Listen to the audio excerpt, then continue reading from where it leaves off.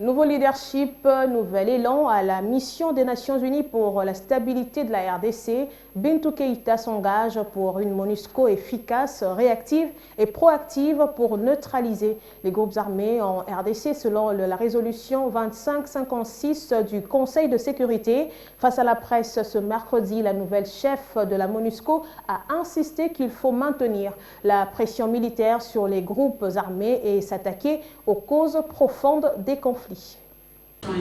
Consciente des défis qui l'attendent en RDC, la chef de la MONUSCO, au cours de sa première conférence de presse ce mercredi, est revenue sur la mission de son institution pour accompagner l'État congolais à renforcer ses fonctions régaliennes et aussi neutraliser les groupes armés. Bintou Keïta a insisté sur le maintien de la pression militaire sur les groupes armés.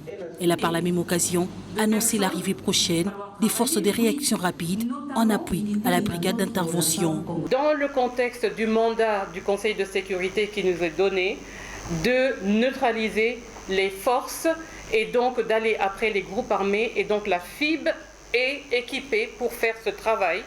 Et je sais, d'après les informations qui m'ont été fournies, que d'ici à fin juillet au plus tard, nous aurons toutes les forces de réaction rapide qui viennent pour améliorer la manière dont intervient la FIB. Donc il y a tout un travail qui est fait pour renforcer le travail de soutien de la MONUSCO, mais aussi il y a tout le travail qui est fait pour renforcer la manière dont la FIB, la force, donc la brigade d'intervention, accompagne les efforts de l'armée congolaise et de la police congolaise. J'ai déjà dit très clairement que par rapport à ADF, on est dans une logique de travail de ce que le Conseil de sécurité nous a demandé, c'est de continuer à mettre la pression sur ADF.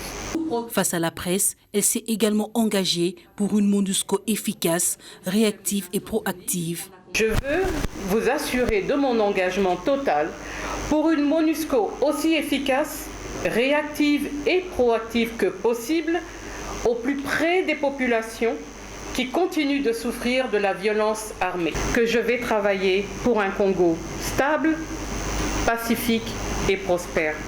Pour réussir son mandat à la tête de la mission onusienne, elle dit avoir un esprit ouvert à collaborer avec tous ceux qui veulent la paix et le développement de la RDC. Elle appelle tout de même les Congolais à comprendre les limites des actions de la MONUSCO.